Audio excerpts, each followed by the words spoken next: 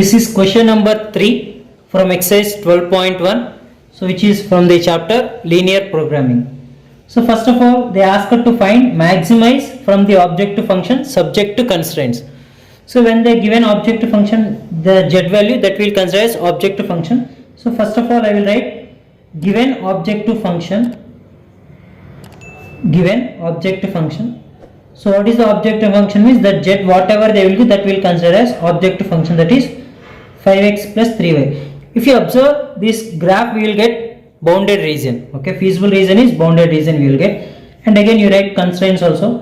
So given constraints are, here constraints are nothing but inequalities only. Constraints are inequalities. What are those? 3x plus 5y less than or equal to 15 on the ಇನ್ನೊಂದು 5x plus 2y less than or equal to 10 ಒಂದು, ಮತ್ತೆ x, y greater than or equal to 0. x greater than or equal to 0, y greater than or equal to 0 ಅಂದ್ರೆ ಇದು ನಾನ್ negative constraints. ನಾನ್ negative constraints ಅಂದ್ರೆ ಆ feasible region ಅನ್ನೋದು first quadrant ಅಲ್ಲಿ ಮಾತ್ರ ಬರುತ್ತೆ. ಸೊ ಇವಾಗ ಅವರು ಲೀನಿಯರ್ ಇನ್ಇಕ್ವಾಲಿಟೀಸ್ ಕೊಟ್ಟಿದ್ರಲ್ಲ, ಇದರಿಂದ ನಾವು ಈಕ್ವೇಷನ್ಸ್ ಕನ್ವರ್ಟ್ ಮಾಡ್ಕೋಬೇಕು. ಸೊ ನಾವು take this is 3x plus 5y equal to 15. So from that equation we can find the points by taking x equal to 0 and y equal to 0 values. x 0 ಆಗಿದ್ರೆ y value 3 ಆಗುತ್ತೆ, y 0 ಆಗಿದ್ರೆ x value 5 ಆಗುತ್ತೆ simplify ಮಾಡಿದ್ರೆ. So therefore points ಏನು? therefore points are 0, 3 and 5, 0. ಈ first equation ಇಂದ ಈ points ಬರುತ್ತೆ ಈ ತರ. So after that we have to do check point. For the check point we have to consider 0, 0. So for easy simplification, so consider 0, 0 as our check point. CP ಅಂದ್ರೆ check point. So ಇವಾಗ 0, 0 ಎಲ್ಲಿ substitute ಮಾಡಬೇಕಂದ್ರೆ equation ಅಲ್ಲ, ಇನ್ಇಕ್ವಾಲಿಟಿಯಲ್ಲಿ substitute ಮಾಡಬೇಕು.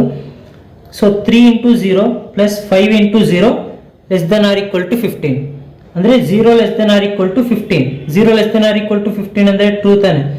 True ಅಂದ್ರೆ shaded region ಎಲ್ಲಿ ಯಾವ ಕಡೆ ಡ್ರಾ ಮಾಡಬೇಕಂದ್ರೆ shaded region towards check point.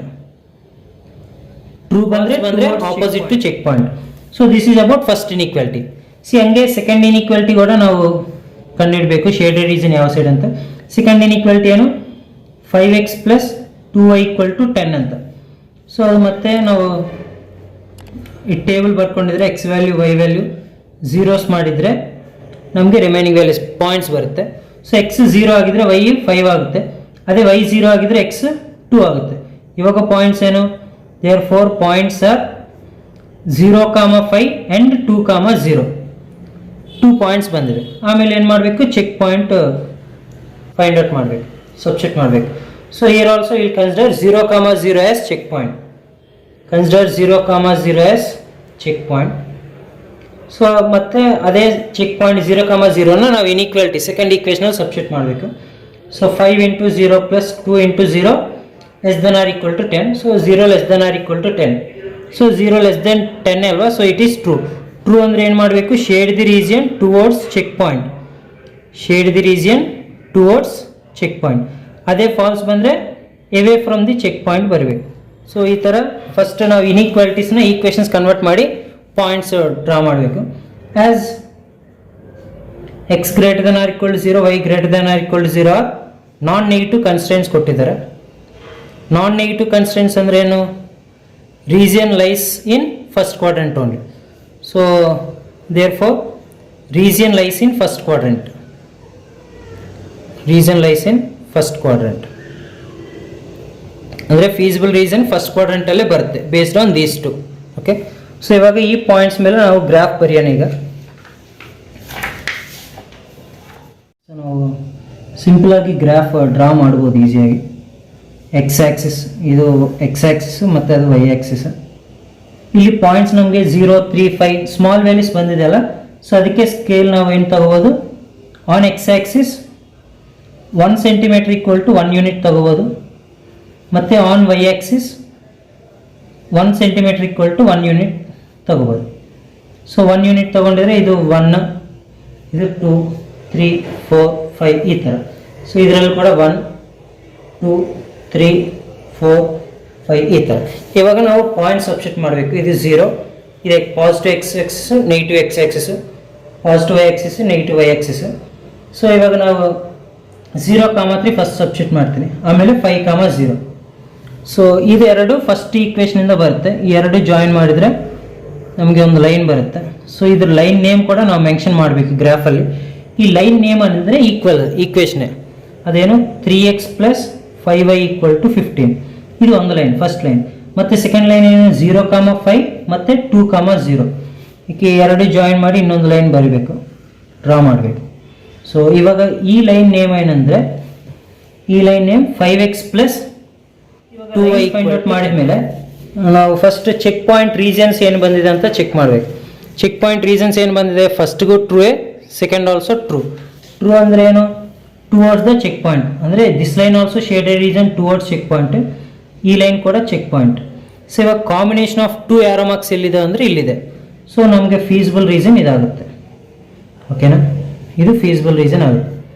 ನಾವು ಆ ರೀಸನ್ ಐಡೆಂಟಿಫೈ ಮಾಡಿ ಅದನ್ನು ನಾವು ಫೀಸಿಬಲ್ ರೀಸನ್ ಅಂತ ಬರಿಬೇಕು ಕಂಪಲ್ಸರಿ. ಓಕೆ, ಫೀಸಿಬಲ್ ರೀಸನ್ ಅಂತ ಬರಿಬೇಕು. ಇವಾಗ ಫೀಸಿಬಲ್ ರೀಸನ್ ಐಡೆಂಟಿಫೈ ಮಾಡಿದ ಮೇಲೆ ಫಸ್ಟ್ ನಮ್ಮ ಕೆಲಸ ಏನಂದರೆ ಕಾರ್ನರ್ ಪಾಯಿಂಟ್ಸ್ ಐಡೆಂಟಿಫೈ ಮಾಡಬೇಕು. ಇವಾಗ ನಿಮ್ಗೆ ಅರ್ಥ ಆಗಿದೆಯಲ್ಲ, ಇದು ಬೌಂಡೆಡ್ ರೀಜನ್. ಬೌಂಡೆಡ್ ಅಂದರೆ ಸರೌಂಡೆಡ್ ಬೈ ದೀಸ್ ಲೈನ್ಸ್. ಇವಾಗ ಕಾರ್ನರ್ ಪಾಯಿಂಟ್ಸ್ ಇದೇನು 0,0 ಒಂದು ಪಾಯಿಂಟ್, ಇನ್ನೊಂದು 2,0, ಇದು 0,3. ಇದು ಫೈಂಡ್ ಔಟ್ ಮಾಡಬೇಕು. ಇದು ಫೈಂಡ್ ಔಟ್ ಮಾಡಿದರೆ ಇನ್ ಕೇಸ್ ಗ್ರಾಫಲ್ಲಿ ಗೊತ್ತಾಗಿದ್ರೆ ಓಕೆ, ಇನ್ ಕೇಸ್ ಗೊತ್ತಾಗಿಲ್ಲ ಅಂದರೆ ಎರಡು ಈಕ್ವೇಷನ್ಸ್ ಸಾಲ್ವ್ ಮಾಡಬೇಕು. ಎರಡು ಈಕ್ವೇಷನ್ಸ್ ಹೇಗೆ ಸಾಲ್ವ್ ಮಾಡಬೇಕಂದ್ರೆ, like for example this is 5x + 2y = 10. ಇದು 3x + 5y = 15. ಫಸ್ಟ್ ಈಕ್ವೇಷನಿಂದ 3ಇಂದ ಮಲ್ಟಿಪ್ಲೈ ಮಾಡಬೇಕು, ಸೆಕೆಂಡ್ ಈಕ್ವೇಷನಿಂದ 5ಇಂದ ಕ್ರಾಸ್ ಮಲ್ಟಿಪ್ಲಿಕೇಶನ್ ಥರ ಮಾಡಬೇಕು. ಸೊ ಇವಾಗ ಇದೇನಾಗುತ್ತೆ, 3 × 5 = 15x + 3 × 2 = 6y = 30 ಆಗುತ್ತೆ. 5 × 3 = 15x + 5 × 5 = 25 = 5 × 15 = 75 ಆಗುತ್ತೆ. ಯಾಕೆ ಕ್ರಾಸ್ ಮಲ್ಟಿಪ್ಲಿಕೇಶನ್ ಈ ಥರ ಮಾಡಬೇಕಂದ್ರೆ we should get same value, ಅವಾಗೆ ನಾವು ಸಿಂಪ್ಲಿಫಿಕೇಶನ್ ಮಾಡೋಕ್ಕೆ ಆಗುತ್ತೆ. ಸೊ ಇದು ಕ್ಯಾನ್ಸಲ್. 6 - 25 ಅಂದರೆ -19y = 30 - 75 ಅಂದರೆ -45, ಅಂದರೆ y value 45/19. So y value ಬಂದಿದೆ ನಮಗೆ 45/19. ಸೇಮ್ ಅದೇ y ವ್ಯಾಲ್ಯೂನ ನಾವು ಇಲ್ಲಿ ಸಬ್ಸ್ಟಿಟ್ಯೂಟ್ ಮಾಡಿದರೆ 5x + 2 × 45/19 = 10. ಅಂದರೆ 5x = 10 - 90/19. ಅಂದರೆ 245 = 90 ಅಲ್ವಾ, 90 ಕಡೆ ಕೆಲಸಿದ್ರೆ -90/19. ಅಂದರೆ 5x ಏನಾಗುತ್ತೆ, ಎಲ್ ಸಿ ಎಮ್ ತೊಗೊಂಡಿದ್ರೆ 19 × 10 190, 190 - 90 ಅಂದರೆ 100. ಇವಾಗ 5 1s = 5 20s. So X value ನಮ್ಗೆ ಏನು ಬರುತ್ತೆ, ಎಕ್ಸ್ ವ್ಯಾಲ್ಯೂ 20/19 ಬರುತ್ತೆ. X value 20/19. ಸೊ ಅಂದರೆ ಈ ಪಾಯಿಂಟ್ ಏನಾಗುತ್ತೆ, ಎಕ್ಸ್ ವ್ಯಾಲ್ಯೂ 20/19 ಮತ್ತು ವೈ ವ್ಯಾಲ್ಯೂ 45/19.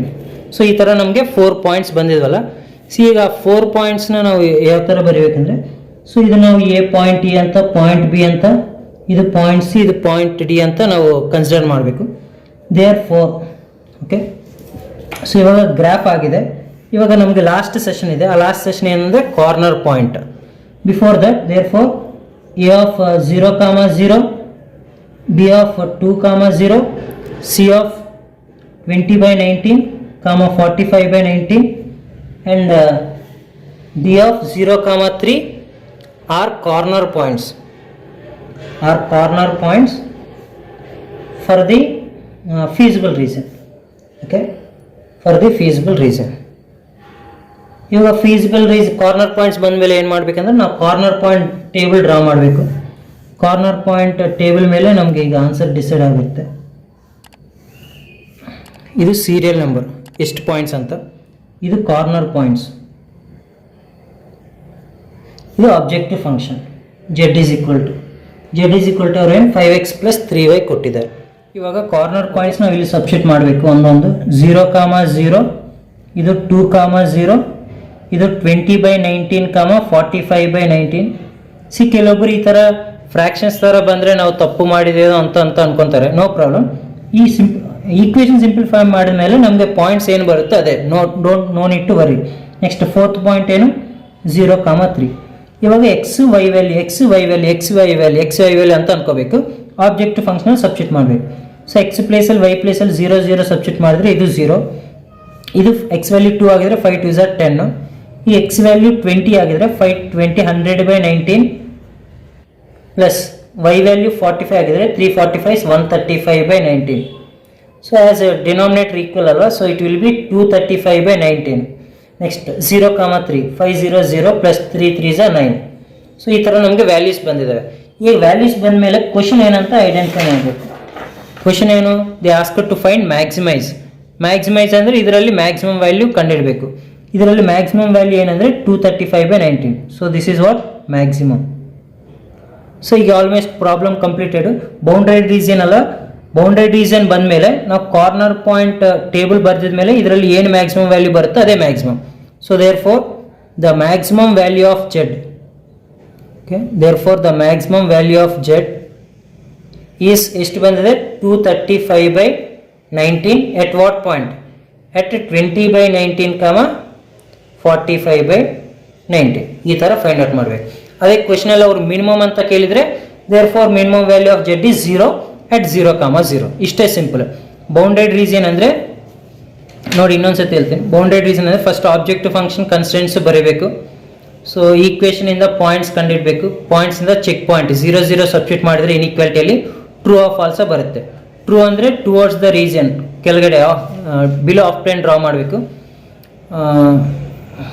ಅದೇ ಫಾಲ್ಸ್ ಬಂದರೆ ಅಬೌವ್ ದಿ ಆಫ್ ಪ್ಲೇನ್ ಈ ಥರ ಡ್ರಾ ಮಾಡಬೇಕು. ಸೊ ಈ ಥರ ಪಾಯಿಂಟ್ ಬಂದಮೇಲೆ ಕಾರ್ನರ್ ಪಾಯಿಂಟ್ಸ್ ಐಡೆಂಟಿಫೈ ಮಾಡಿ ಆ ಕಾರ್ನರ್ ಪಾಯಿಂಟ್ಸ್ನ ನಾವು ಈ ಟೇಬಲಲ್ಲಿ ಸಬ್ಸ್ಟಿಟ್ಯೂಟ್ ಮಾಡಬೇಕು. ಈ ಟೇಬಲಲ್ಲಿ ಅಂದರೆ nothing but objective function substitute ಮಾಡಿದ್ರೆ ನಮಗೆ ವ್ಯಾಲ್ಯೂಸ್ ಬರುತ್ತೆ. ಅದರಲ್ಲಿ maximum value maximum, minimum value minimum. So this is about the question number 3 from exercise 12.1.